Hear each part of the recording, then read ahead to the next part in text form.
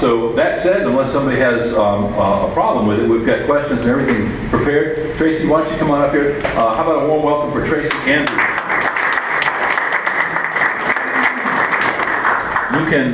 You can sit. Obviously we don't have to stand on decorum since we don't have your opponent here. However, what I suggest is that you take a few minutes and you can introduce yourself to the crowd, and then we'll field questions from the audience. Because even though your opponent's not here, you're still running for the office. So I still think it would be fair for us to be able to ask you questions. So if you would, you have the opportunity to introduce yourself. Okay, my name is Tracy Andrews. Many of you know me already. I was born and raised here in Chipley. 1986 graduate from Chipley High School. I also graduated from Chipola, formal education over to Florida A&M University, where I received my Bachelor of Science degree in Computer Information Systems. After graduating from, I'll call it FAMU, I was able to come back here to Chipley to be employed at Gov Power, where I've been there for 25 plus years. So, who am I?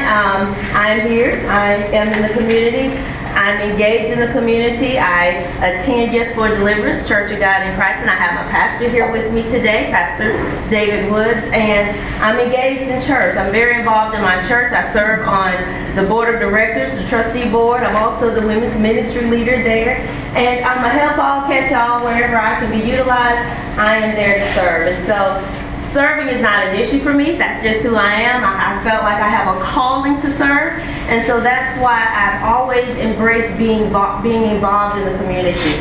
I had that, and I made this word up, maybe a volunteerism spirit.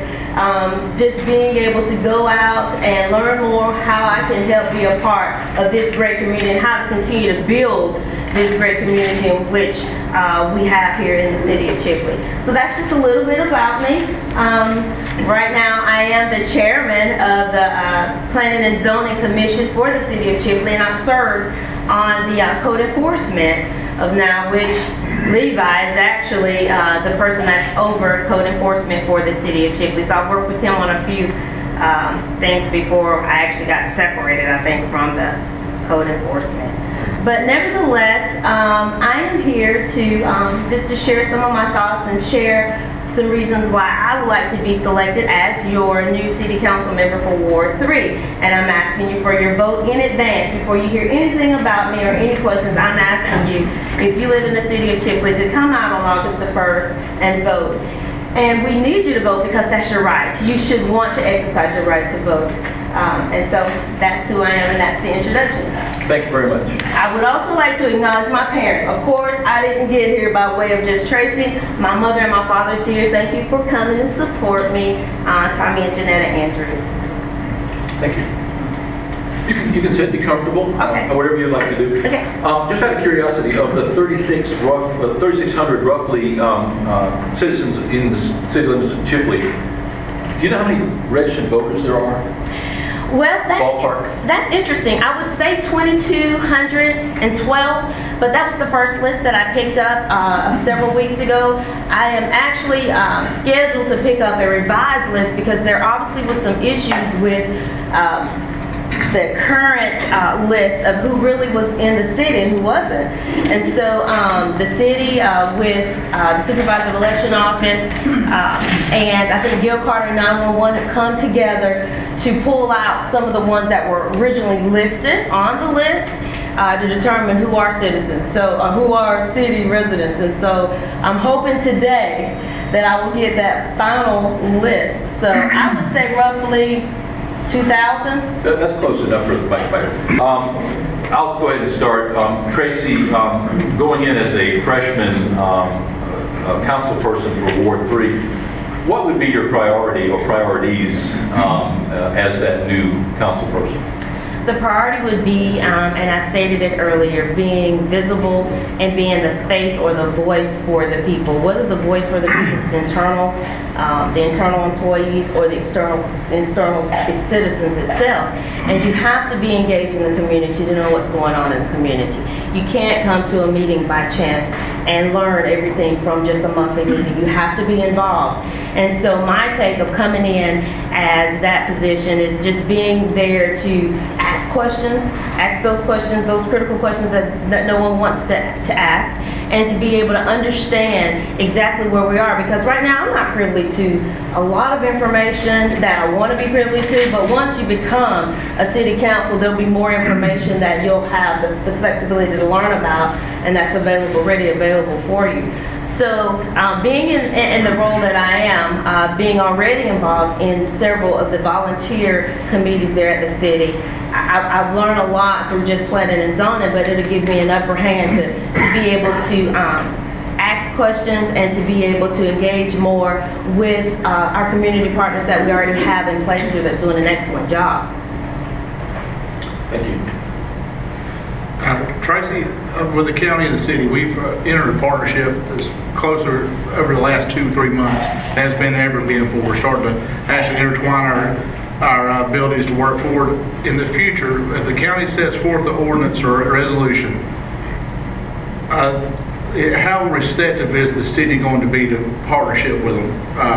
One of the resolutions that we're looking at this workshop would be the alcohol resolution. The way the ordinance will be written, it'd be written where the 50% of your sales would have to come from some other source than alcohol. So it eliminates the bar atmosphere and all that. So what I'd like to know is on the I-10 corridor, that's where my concentration for growth is. What would the city, as you being a city leader, what would your stats on that be?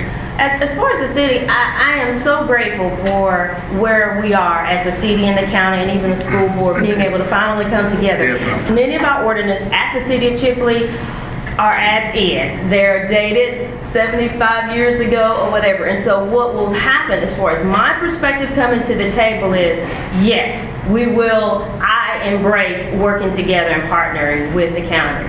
We need to look at it. It's a part of the scope of economic development and growth. I believe the county had also asked that our economic development counselor, Ted, go out and research and come back and give them information about what are we missing, what is it going to take. And I believe he provided that information, and more information will be forthcoming tomorrow or Thursday, whichever day that, Wednesday. I think Wednesday, tomorrow. And so if you all embrace the concepts of revising and relooking at your ordinance, the city needs to as well. And so I'm on board. Okay, that's great. I find value in us being on the same Well, page. just take this consideration. First time the building and zoning department of the county, which does your building department, we received the first set of your comprehensive plans last Thursday. Ever. And thank God Tommy and called it and they got with me, and we never had to wait to get houses being built 16 foot from the white line of the roads, Exactly.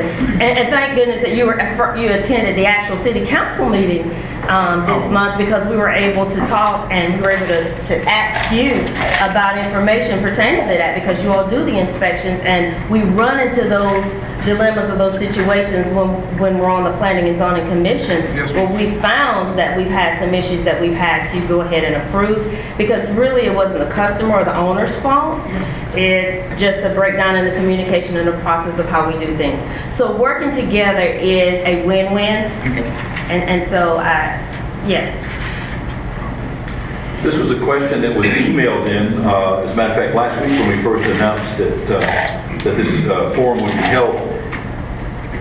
Do you support the policy that city employees should have to live within the city limits?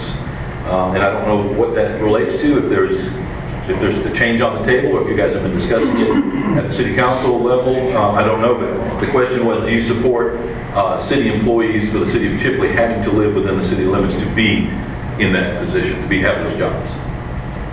Currently, I didn't know that was something that was in place, because I'm not saying it is. I'm not saying that it is. Okay. Well, I'll say this. Do I support that?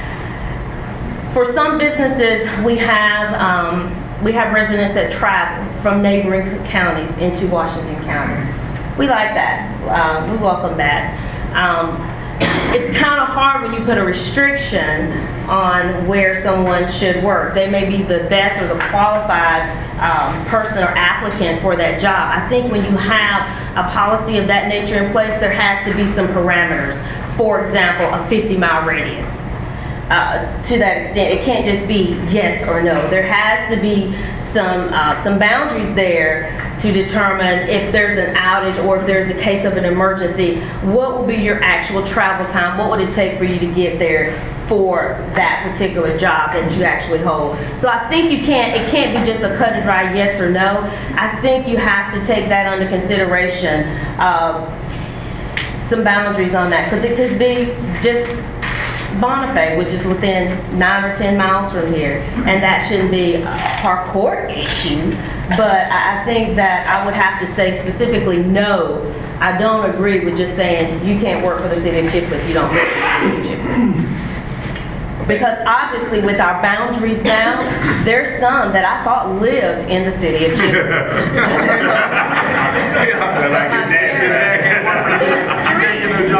Their street is in the city of Chipley, but their house is located in the county. So I don't want to tamper with that too much. It's like the cartoon from years ago that I saw with the couple that had the gentleman living with them, and they're sitting there saying, I thought he was your uncle, I thought he was your uncle. Matt, did you have a question? I just have a question, and I'm curious about this because I've lived here in Chipley for 6 years, but I'm originally from Texas.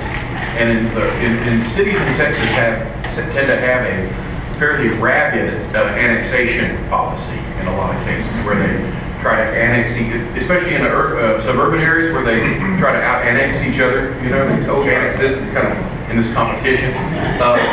What is the city of Chipley, or your position on annexation of additional territory? I'm just curious. And if we provide that service, for example, I guess I could use my parents on Farmer Road. They have city water, and if you're going to allow, or they'd be allowed to pay whatever additional cost difference to provide those services to their home, why wouldn't you want to gain them on your roll to be able to gain taxes from that particular resident? I don't understand why we're not more engaged as a city to try to annex more of those communities that we have, little small areas within the city. And some, honest to goodness, if you just get out and you ride, I never thought they were not in the city. They're just like right there, and it's considered not the city limits. So I think we need to reassess how we're determining what needs to be in the city and what's not. And when was the last time we've annexed a particular area? I'm not sure, but those will be questions that I'll be asking definitely after this election. It was the extension of the city limits to I-10, wasn't it? I would think Martin Woods. Martin Woods? I believe. I don't know how Martin Woods would be, because there's people that's lined up before you get to Martin Woods that receive their new voter's registration card that show them not being in the city. And you have to pass. You have to be contiguous, don't you, in order to be You annexed? have to be continuous to do annexation. This one came in email as well. Do you support an appointed mayor, or would you continue to support an appointed mayor, or would you support the election of that position if that were possible? Years ago, it was voted upon. So this concept of the city council actually voting or recommending a mayor is something that happened, I guess, within the last maybe 15 or 20 years. So there used to be where you could vote as citizens here in Chipley for your mayor.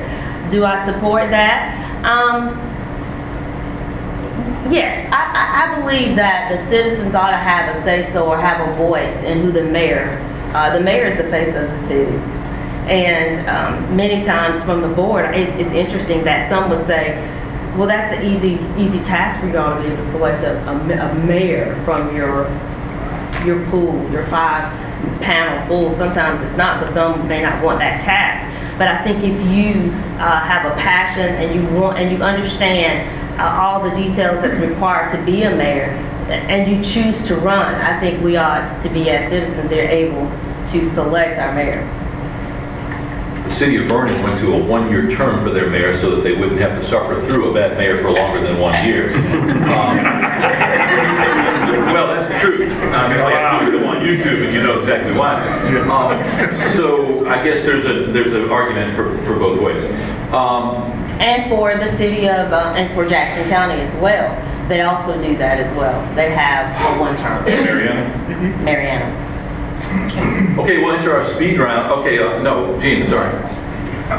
What would the position be with the city in regards to youth sports? You have people that live in the county that are required to come into the city to register for youth sports. Well, that goes back to that conversation piece with Trey and the county commissioners. I think you're picking this up there. There is sometimes that you shouldn't come to Kiwanis. Would you look at the time, Paul? No, I've spoken to the city of Chipley, spoken to the city of Vernon, spoken to the city of Ebro. I haven't had a chance to speak with the city of Wausau yet, but I will. Rest assured that the commission is not filling deaf ears. It's one of the things I ran on during my election that I understand it firsthand just simply because I was there with the city of Vernon. 17% of our children plays youth sports in Vernon comes from the inside the city limits.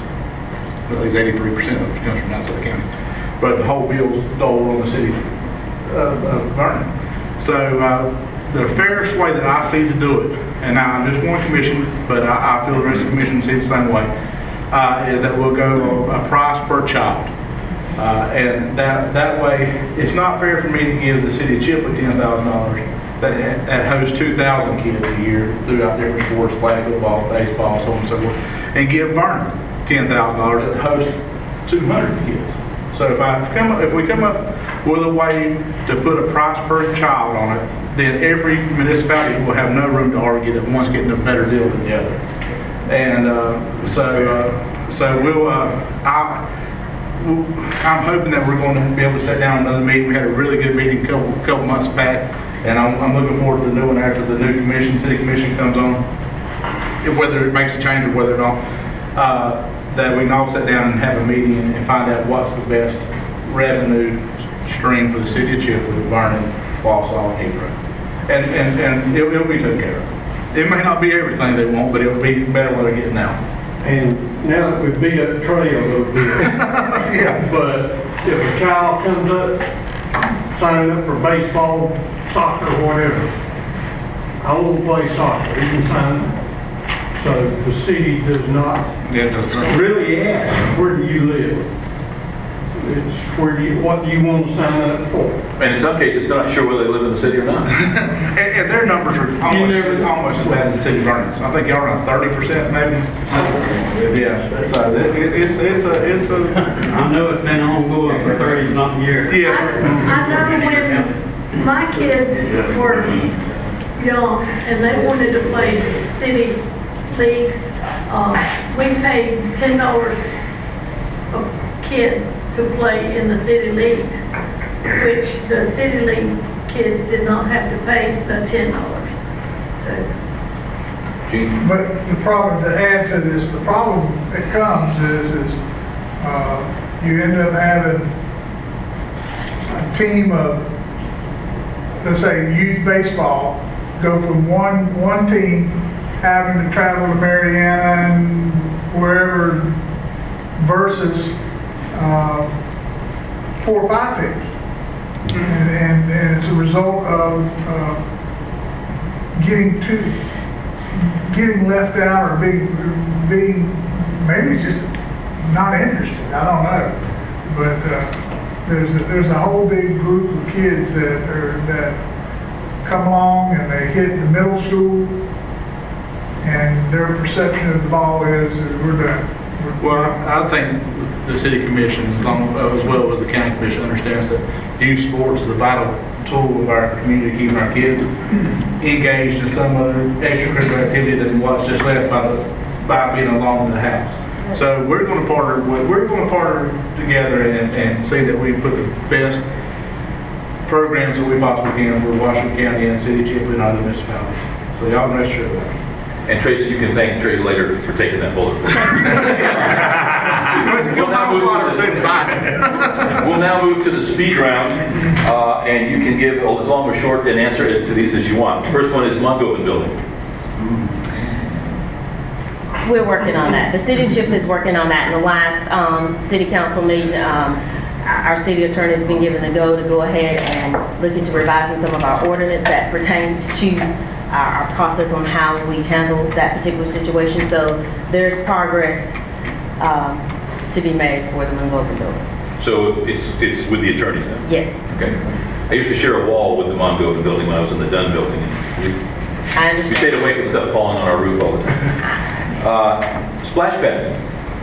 Splash pad. Well, at the last council meeting, we found out that there's monies available, and we understand that. And so hopefully, as the city council look at closing out 2 of our open grants right now, that has put us in a disadvantage, that we've been able to miss out on an opportunity to gain perhaps a maximum of $200,000 a year towards outside recreation. Hopefully, once we close these 2 grants out, we'll be able to apply for, and it's called a FERDAP, that state competitive grants for outdoor recreation. We've missed some opportunities, and so hopefully, after the discussion concerning that last week, that we'll be able to close those out so we can not miss another opportunity on free money. Manger scene. The major scene, I support the council in their decision last year and the years before on the major scene. Nothing would change on that. What did? The manger at Christmas. The manger. If you remember, we had the Freedom from Religion group come here and threaten to sue the city if we didn't do something with the manger scene. I think we added a Christmas tree and then we were legal. Go figure. Question from the audience.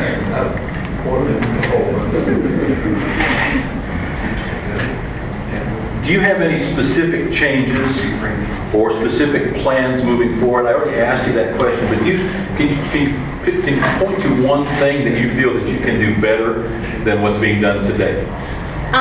Maybe 1 or 2 things is to raise the voice about 2 more concerns. Is that I do believe that we know what's going on with I-10, south of I-10, but we don't need to lose sight of what's going to happen to our downtown area. And so I think those conversations are going to have to be revisited with the city of Chipley, the CRA, and the DOT. Where do we go? We have to start to strategically planning on what are we going to do about our downtown area. We don't want our area to look like a city that's just north of us. And so we understand this is going to happen, but we need to also be focused on what we can do to make sure that the downtown area is not overlooked, or that we haven't emphasized enough conversation or time with that, because I am very strong about our downtown area. I understand the sense of this community here, and so we don't want to lose sight of that and lose that area. Also, as far as the employees itself, I would love to look at more creative ways on how we can revisit and look at, I would say, competitive wages and benefits. That's something no one really wants to talk about, but that's a real issue. And Are city employees at a disadvantage now? Are they getting paid well below the other area? yes, I would say that. I've done some research on it, and just dealing with one particular area where if you come in maybe today, you may be making about $8.63 an hour. And for a family, when you add that up at the end of the year, that's really not competitive. And so sometimes we lose good employees to other counties or other areas because we haven't really taken a strong look at an area that we don't want to talk about is our wages. And What is minimum wage right now? I think it's $8.05